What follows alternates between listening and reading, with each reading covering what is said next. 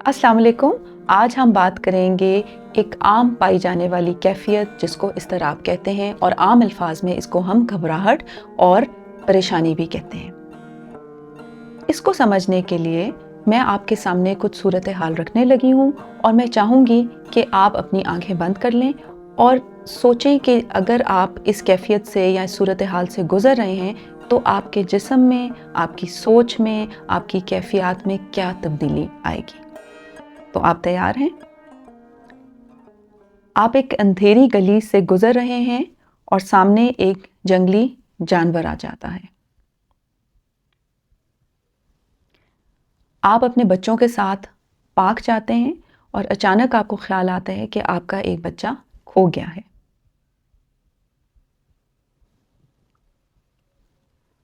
आपको आखिरी वक्त पर पता चलता है कि जिस पर्चे के लिए आप तैयारी कर रहे हैं वो तो असल में कल होना ही नहीं बल्कि कोई और पर्चा है।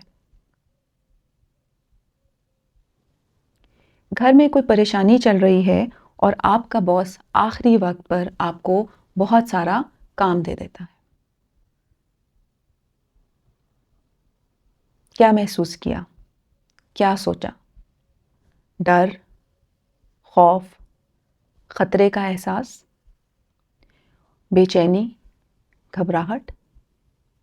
ये तमाम एहसासात इन सूरत हाल में महसूस करना काफ़ी नॉर्मल है क्योंकि हमारा जिस्म, सोच, ज़हन सारा कुछ तैयारी करता है कि जो ख़तरा है या जो डर है हम उसका मुकाबला कर सकें या उसको फ़ाइट करें, मुकाबला करें या अगर ज़रूरत पड़े तो उससे भाग जाएं।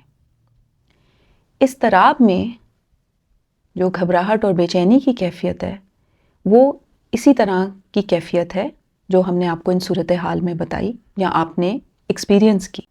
दो सूरत हाल जिस तरह जंगली जानवर का सामने आना, आपके बच्चे का खो जाना, उसमें एक ख़तरा आपके हाल में था और दूसरी जो सूरत हाल हैं उनमें ख़तरा आपके मुस्तकबिल के बारे में था। इज़्तिराब की कैफियत में जो एक फ़र्क होता है वो ये कि ख़तरा या तो मौजूद ही नहीं होता या जिस शिद्दत से हम उस ख़तरे को महसूस कर रहे होते हैं असल में इतना बड़ा वो ख़तरा होता नहीं और फिर भी हमें एक बेचैनी और घबराहट की कैफियत रहती है।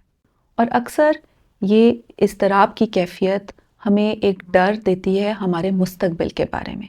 हाल के बारे में इतना ज़्यादा नहीं मगर मुस्तकबिल के बारे में उन ख़तरों के तरफ हमारी तवज्जो जाती है जो कि शायद मौजूद ही ना हो या उनकी इतनी शिद्दत ना हो। ख़तरे को पनपते हुए हमारे अंदर क्या तब्दीलियाँ आती हैं? 3 निज़ाम हमारे असरअंदाज होते हैं, हमारा जिस्म, हमारी सोच और हमारा रवैया।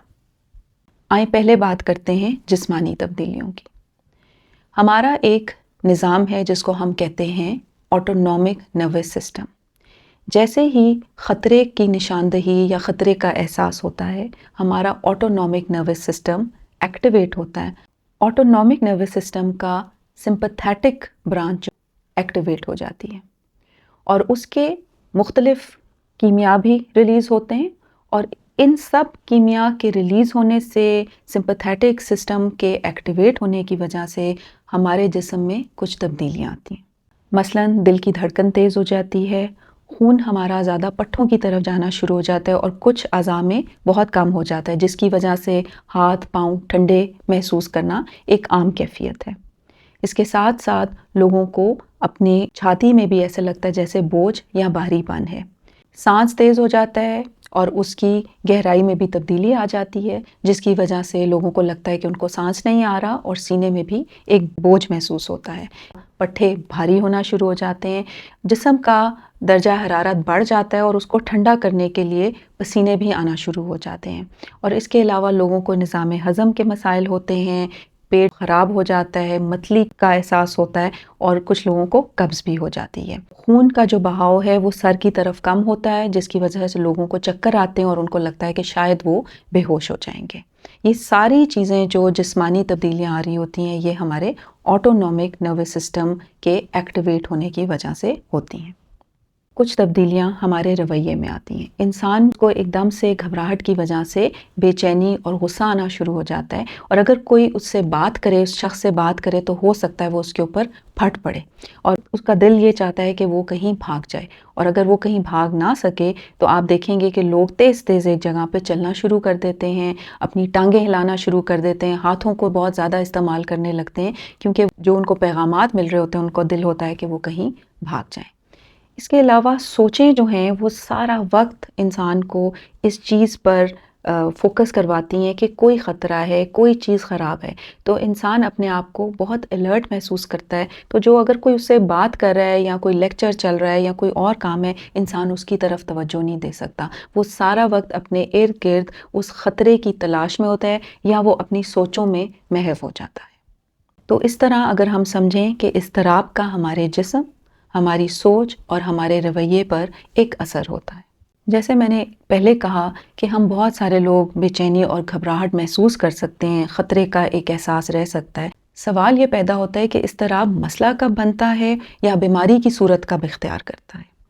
تو دیکھا یہ گیا ہے کہ اگر بے چینی، گھبراہٹ، اضطراب کی کیفیت بار بار محسوس ہو، شدت اختیار کر لے، اور یہ آپ کو اپنے روزمرہ کام، اپنے پیشے، اپنی پڑھائی اور آپ کے تعلقات پر اثر انداز ہونا شروع ہو جائے، تو پھر یہ ایک بیماری کی شکل اختیار کر لیتا ہے. 2019 کی عالمی اسٹیٹسٹکس کے مطابق دنیا کے 4% افراد کسی نہ کسی قسم کی اضطراب کی بیماری میں مبتلا ہیں، اور یہ شرح خواتین میں مردوں کی نسبت زیادہ ہے. یہ بھی دیکھا گیا ہے کہ اضطراب کی جو سمٹمز ہیں وہ بچپن سے یا بلوغت کی عمر سے ہی نظر آنا شروع ہو جاتے ہیں. اضطراب کی بیماری کی مختلف وجوہات ہو سکتی ہیں، جس میں نفسیاتی اور سماجی عوامل بہت اہم کردار ادا کرتے ہیں. اس کے علاوہ جینیات اور کیمیائی تبدیلیاں بھی اہمیت رکھتی ہیں. بچپن کی مار پیٹ، صدمات، برا سلوک انسان کے اندر خوف اور ڈر پیدا کر سکتا ہے، اور یہ امکان بھی بڑھ سکتا ہے کہ انہیں کسی نہ کسی قسم کی اضطراب کی بیماری لاحق ہو جائے. اضطراب کی بیماری کی مختلف اقسام ہیں، اور ان کو مختلف کیٹیگریز میں اس طرح سے ڈالا گیا ہے کہ کس چیز سے، کس صورتحال سے انسان کو بے حد خوف ہوتا ہے. یہ صورتحال انسان کے ساتھ 1 ماہ یا اس سے زیادہ رہتی ہے، اور اکثر انسان اس سے نمٹنے کے لیے اس صورتحال یا پھر ان چیزوں سے اجتناب کرتا ہے. ان کچھ بیماریوں کا میں آپ کو نام بتا دیتی ہوں، اور آگے اپنے پروگرامز میں ہم ان پہ مزید بھی بات کریں گے. اس میں ایک بیماری شامل ہے جس کو ہم فوبیا کہتے ہیں، جس میں کسی چیز سے شدید ڈر لگنا، اور اتنا ڈر لگنا جو کہ حقیقت پر مبنی نہ ہو.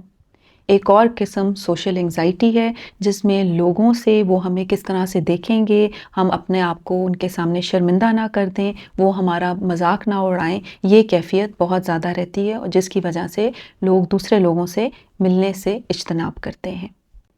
ایک اور بیماری جس سے سلیکٹیو میوٹزم کہتے ہیں، جو بچوں میں پائی جاتی ہے.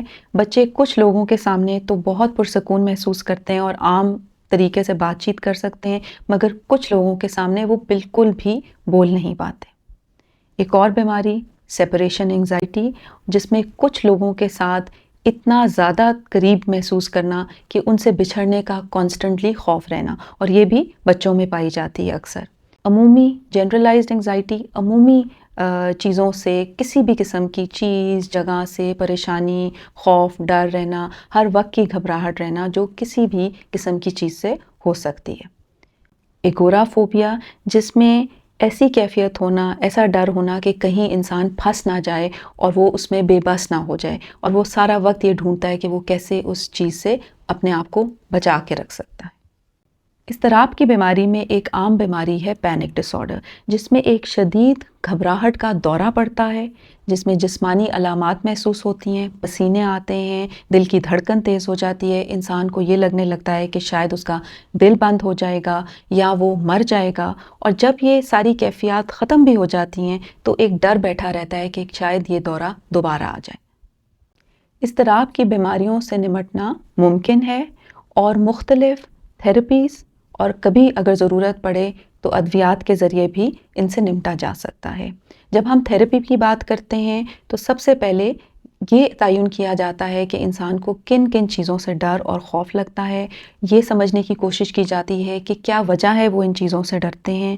اس کے علاوہ جسم، سوچ اور رویوں پہ جو اس کا اثر ہے اس سے نمٹنے کے لیے کام کیا جاتا ہے، سوچ کو بدلنے کے طریقوں پہ کام کیا جاتا ہے، رویے کو بدلنے کے طریقوں پہ کام کیا جاتا ہے، اور جسمانی علامات کو آرام دہ بنانے، کام کرنے کے لیے بہت ساری سانس کی ایکسرسائزز اور مختلف پٹھوں کو ریلیکس کرنے کی ایکسرسائزز بھی سمجھائی جاتی ہیں۔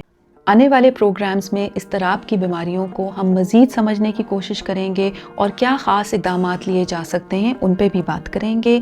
اپنا خیال رکھیں اور سنتے رہیں معاشرہ اور نفسیات۔